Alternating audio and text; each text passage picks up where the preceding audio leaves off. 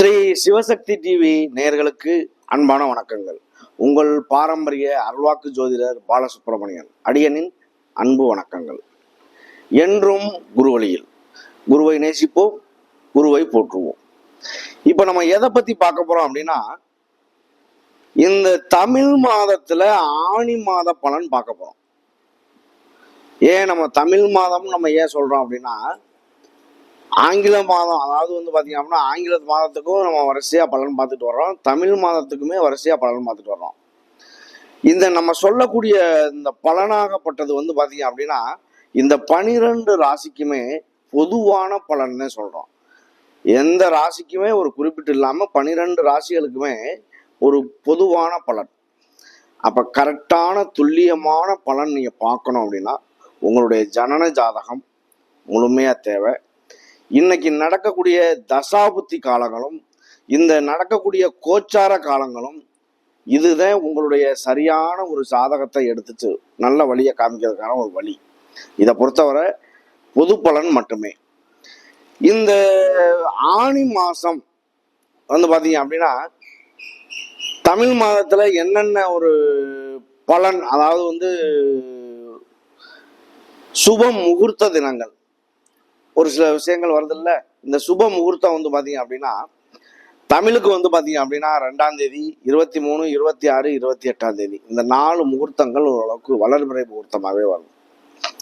16/6/24 ஞாயிற்றுக்கிழமை, 7/7/24 ஞாயிற்றுக்கிழமை, 10/7/24 புதன்கிழமை, அடுத்து பாத்தீங்க அப்படின்னா 12/7/4 12/7/24 இது பாத்தீங்க அப்படின்னா வெள்ளிக்கிழமை. இந்த 4 முகூர்த்தங்கள் இந்த மாசத்துல ரொம்ப சிறப்பான முகூர்த்தங்கள். இதுவே பாத்தீங்க அப்படின்னா ஒரு சுப முகூர்த்தம்னு நம்ம ஏன் சொல்றோம் அப்படின்னா, அதுல ராகு காலம், யமகண்டம், மற்ற கெட்ட நேரங்கள் என்னவா இருந்தாலும் அதெல்லாம் ஒதுக்கி கிளியரான ஒரு நேரத்தை கொடுக்கக்கூடிய ஒரு விஷயம்தான் சுப முகூர்த்த தினங்கள். எந்த ஒரு நல்ல காரியத்துக்குமே அது ரொம்ப உகந்த ஒரு நேரம். அது இந்த குரோதி வருடம் ஆணி மாதம், அதாவது 1ஆம் தேதி 15/6/2024 சனிக்கிழமை ஆணி மாதம் பிறக்குது. இதுவே பாத்தீங்க அப்படின்னா மேஷ லக்கணத்துல ராசி கும்ப ராசி, கன்னி ராசியில பிறக்குது. லக்கணத்திலேயே சூரியன், சுக்கிரன், புதன், மாந்தி எல்லாமே இருக்கு. இந்த உங்களுக்கு பாத்தீங்க அப்படின்னா கன்னி வீட்டில் பாத்தீங்க அப்படின்னா சந்திரன், கேது ரெண்டுமே இருக்கு. சனி பகவான் கும்ப வீட்டில் இருக்காரு, ராகு மீன வீட்டில் இருக்காரு, செவ்வாய் பாத்தீங்க அப்படின்னா அவருடைய சொந்த வீடான மேச வீட்டில் இருக்காரு, குரு பகவான் பாத்தீங்க அப்படின்னா சுக்கிரனுடைய வீடான ரிஷப வீட்டில் இருக்காரு. இந்த கிரகங்களுடைய அமைப்புல ஒவ்வொரு மாதத்துக்குமே, தமிழ் மாதத்துக்கும் ஆங்கில மாதத்துக்குமே 15 நாள் டிஃப்ரெண்ட் அந்த மாதிரி வந்துகிட்டே இருக்கும். அப்ப இந்த ஆணி மாதம் இந்த 12 கிரகங்களுடைய அமைப்புல மாதத்துல வரக்கூடிய பலன் என்ன பலன் அப்படிங்கிறத இந்த 12 ராசிக்குமே விரிவா பார்க்க போறோம். அன்பார்ந்த துலாம் ராசி அன்பர்களே, துலாம் ராசி அப்படிங்கிறது பாத்தீங்க அப்படின்னா, இந்த துலாம் ராசி அப்படிங்கிறது கால புருஷனின் தத்துவப்படி இது பாத்தீங்க அப்படின்னா 7ஆவது ராசி. 7 அப்படிங்கிறது கலத்திரஸ்தானம்னு சொல்லுவோம். ஆனா இந்த 7ஆவது ராசி பாத்தீங்க அப்படின்னா ராசிநாதன் சுக்கிரன். இந்த சுக்கிரன் ராசிநாதன் அங்க பாத்தீங்க அப்படின்னா சனி பகவான் உச்சம் பெறக்கூடிய ஒரு இடம். அதனால அந்த ராசியினுடைய சிம்பிள் பாத்தீங்க அப்படின்னா தராசு, துலாக்கோல். பேச்சு, வார்த்தைகள், அவருடைய செயல்பாடு, நடைமுறைகள் எல்லாமே பாருங்க ரொம்ப துரிதமா துல்லியமா இருக்கும். அவருடைய செயல்பாடு எப்பவுமே பாத்தீங்க அப்படின்னா புடி கொடுத்து பேச மாட்டாங்க, ரொம்ப திறமையான ஒரு செயல்பாடுகளா இருக்குமே. அப்ப இவங்களை பொறுத்தளவுக்கு பாத்தீங்க அப்படின்னா இந்த நாளையில இந்த துலாம் ராசிக்கு இந்த ஆணி மாத பலனாகப்பட்டது பாத்தீங்க அப்படின்னா, உங்களுடைய ராசிநாதன் உங்களுக்கு பாக்கியஸ்தானத்துல போயிருக்காரு. பாக்கியஸ்தானத்துல போய் பாத்தீங்க அப்படின்னா அஸ்தமனம் ஆயிட்டார். அப்போ இந்த வாட்டி நீங்க கவனமா இருக்கக்கூடிய ஒரு விஷயங்கள், அப்பாவினுடைய உடல் நல குறைபாடுகள், அப்பாவினுடைய சொத்து சம்பந்தமான பிரச்சனைகள், பண வரவு செலவுகள், அது எல்லாமே பாத்தீங்க அப்படின்னா கொஞ்சம் கவனத்தோட இருக்கணும். தாய் மாமனுடைய உறவுகள், தோல் சம்பந்தமான வியாதிகள், நரம்பு சம்பந்தமான வியாதிகள், இந்த மாதிரி ஒரு விஷயங்கள் எல்லாமே இந்த மாதம் வந்து நீங்க கவனமாக செயல்படக்கூடிய ஒரு மாதம். பாக்கியஸ்தானத்துல போய் அவர் வந்து பாத்தீங்க அப்படின்னா உங்களுடைய ராசிநாதன் கெட்டு போயிட்டாரு அப்படிங்கையில வந்து பாத்தீங்க அப்படின்னா அப்புறம் அவருடைய சூழ்நிலை வந்து உங்களுடைய சூழ்நிலையுமே அவ்வளோ ஒரு சிறப்பா இருக்கிறதுக்கான வாய்ப்பு கம்மியா இருக்கும், சிறப்பா இருக்காது. அதனாலதான் கவனத்தோட இருக்கணும் அப்படிங்கிறத நம்ம சொல்லலாம். அப்போ இந்த ராசியை பொறுத்தளவுக்கு வந்து பாத்தீங்க அப்படின்னா சரராசி படிப்படியாக ஒரு முன்னேற்றத்தை கொடுக்கக்கூடிய ஒரு ராசி தான்.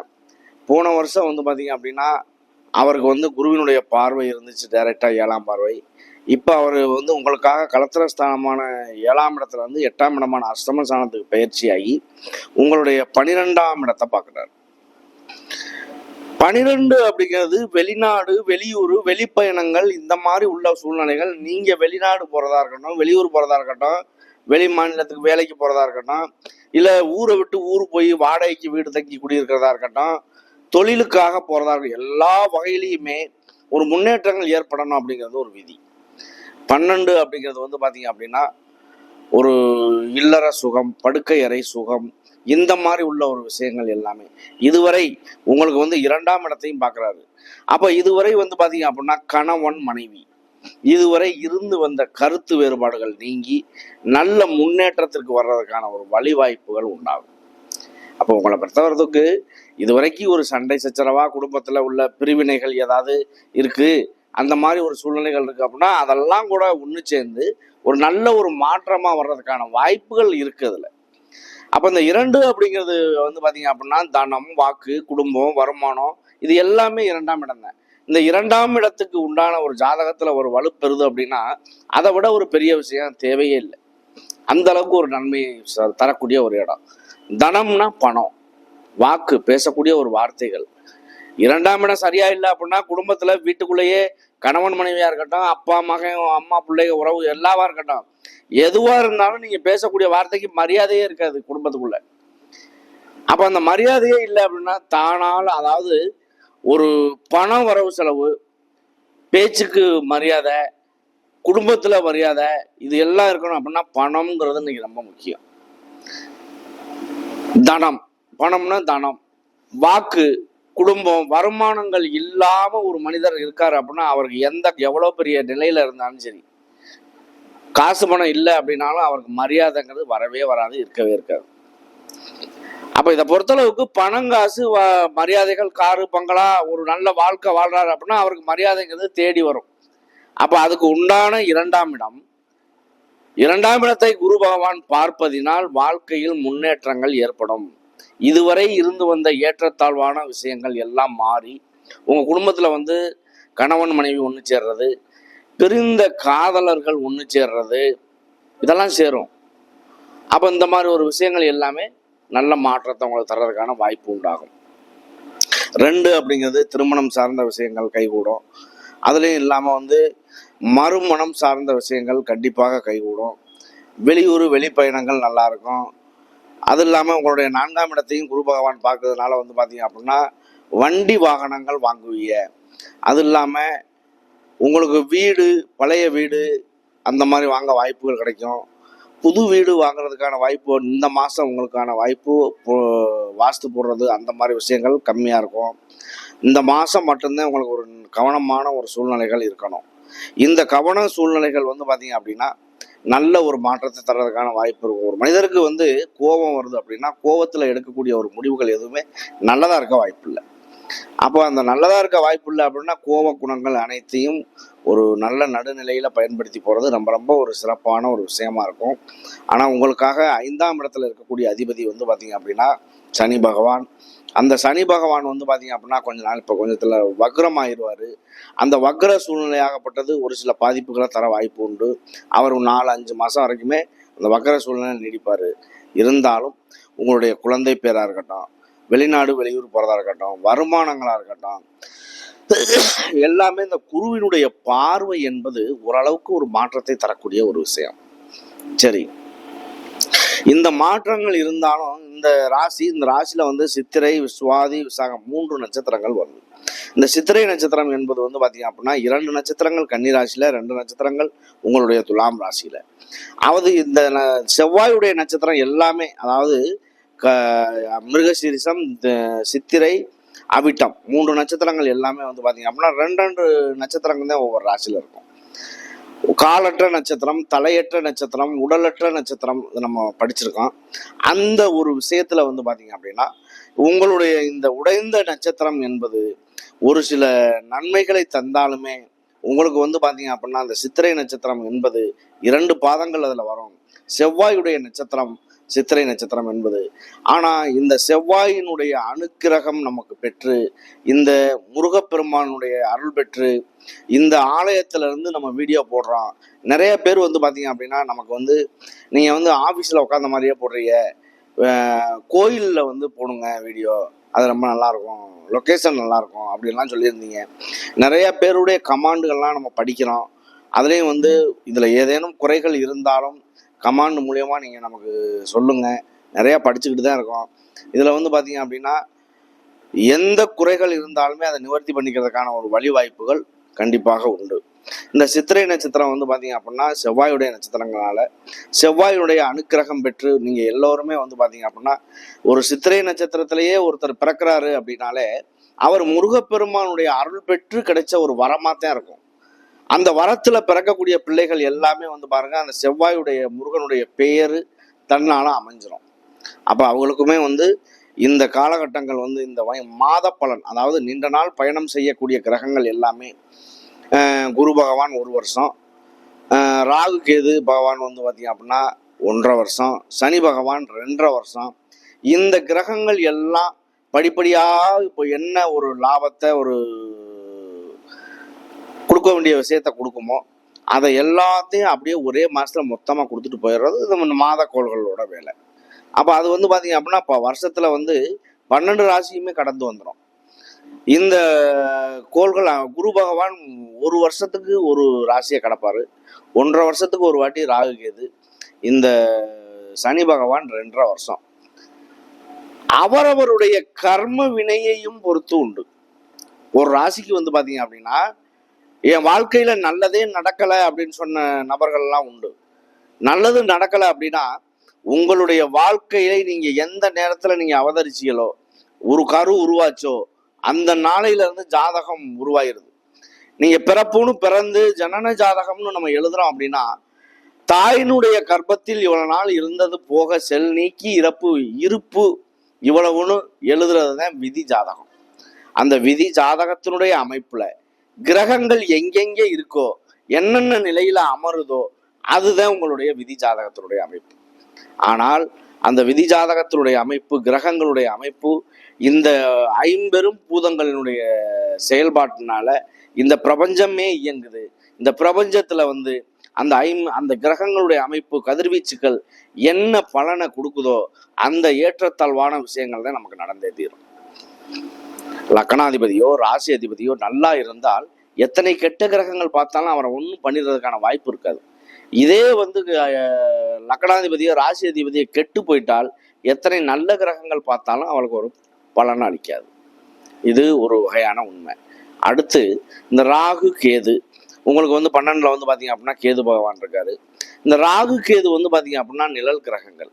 கால சர்ப்ப தோஷம் ஒரு தோஷம் ஒரு ஜாதகத்துல இருக்கு அப்படின்னா அந்த தோஷம் என்னங்கிறத முதல்ல தெரிஞ்சுக்கணும். அதாவது காலசர்ப்ப தோஷம்னா வாழ்க்கையில முன்னேற்றமே இருக்காது அப்படின்னு சொல்றவங்க ஒண்ணு. அப்படியெல்லாம் ஒண்ணுமே கிடையாது. அவரவருடைய விதி அம்சத்தை பொறுத்து காலசர்ப்ப தோஷமா இருக்கட்டும், காலசர்ப்ப யோகமா இருக்கட்டும், ராகு கேது தோஷமா இருக்கட்டும், சர்ப்ப தோஷமா இருக்கட்டும், எதுவாக இருந்தாலும் அவரவருடைய நிலையை பொறுத்து வாழ்க்கையில செல்வந்தரனா இருக்கிறவங்களும் உண்டு.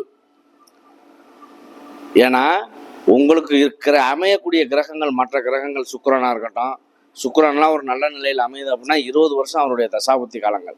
வாழ்க்கையில அந்த 20 வருஷத்துல எல்லா விதமான சகல விதமான செல்வங்களையும் அனுபவிக்க வேண்டிய அனைத்தையும் அனுபவிச்சிருவார் அவர். அதே சுக்கிரன் வந்து நல்ல நிலையில இல்லை அப்படின்னா அந்த 20 வருஷ காலமும் கஷ்டப்படுவார். அப்போ ஒருவருடைய நிலையை பொறுத்து, அவரவருடைய விதியை பொறுத்து இந்த ஜென்மத்துல நம்ம என்ன நல்லது கெட்டது செய்யறோம், தெரிஞ்சும் செய்வோம் தெரியாமல் செய்வோம், இதுக்கான ஒரு பலன்களையும் தேடிக்கணும். அப்ப இதை பொறுத்தளவுக்கு நல்லது கெட்டது எல்லாமே அனுபவிக்கிறதும் சரி, இதுக்கு முன்னாடி அனுபவிச்ச விஷயமும் சரி, அது உங்களுடைய கர்ம வினை. அதை பொறுத்துதான் நீங்க வாழ்க்கையில வெற்றி பெற முடியுமா, இல்ல அதே நிலைமையில தான் ஓட முடியுமா, அப்படியெல்லாம் அமையும். ஒரு தொழில் பண்றோம் அப்படின்னா தொழில் பண்றவர் 2 தொழில் பண்றதுக்கான வாய்ப்பும் உண்டு. ஆனா ஒரு தொழிலை ஆரம்பிச்சு அவர் தொழிலையே அடிபட்டு கீழ்மட்டத்துக்கு போறதும் உண்டு. அது அவரவருடைய கர்ம வினை தான். அதை நம்ம சொல்ல முடியுமா? அதே மாதிரி பாத்தீங்க அப்படின்னா இந்த நட்சத்திரம், இந்த ராசி சரராசிங்கிறதுனால படிப்படியான முன்னேற்றங்கள் கண்டிப்பா ஏற்பட வாய்ப்பு உண்டு.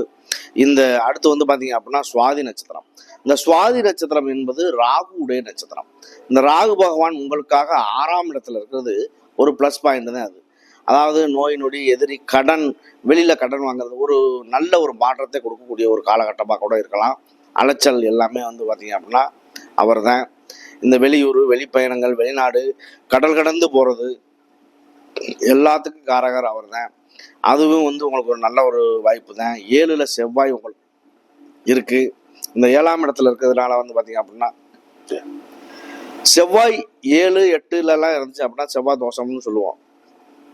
ஆனா செவ்வாய் தோஷம் அப்படின்னா, செவ்வாய் தோஷம் அப்படிங்கிறது பாத்தீங்க அப்படின்னா ஆணாக இருந்தால் ஆணினுடைய தன்மை, வீரியம், தைரியம், வீரியம் எல்லாம் அதிகமா இருக்கும்.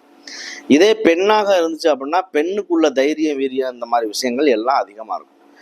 ஆணாக இருந்தால் ஆணினுடைய தன்மை அதிகமா இருக்கும், பெண்ணாக இருந்தால் பெண் தன்மை அதிகமா இருக்கும். அப்ப அவங்களுக்கு அந்த செவ்வாய் தோஷம் உள்ள ஒரு விஷயங்களையும் மனம் முடிச்சு வைக்கிறோம் அப்படின்னா வாழ்க்கையில இல்லறம்ங்கிறது ஏதேனும் குறைபாடுகள் வர வாய்ப்புள்ள நல்லதாவே இருக்கும். இதுதான் செவ்வாய் தோஷம். உங்களுக்கு 8ல் குரு, 9ல் பாத்தீங்க அப்படின்னா சூரியன், சுக்கிரன், புதன் எல்லாமே இருக்கு, மாந்தியும் இருக்கு. அப்ப இந்த மாந்தி அப்படிங்கிறது ஒரு ஜாதகத்துல இறந்து போன, செத்து போன ஒரு ஆவி கிரகம்னு அர்த்தம்.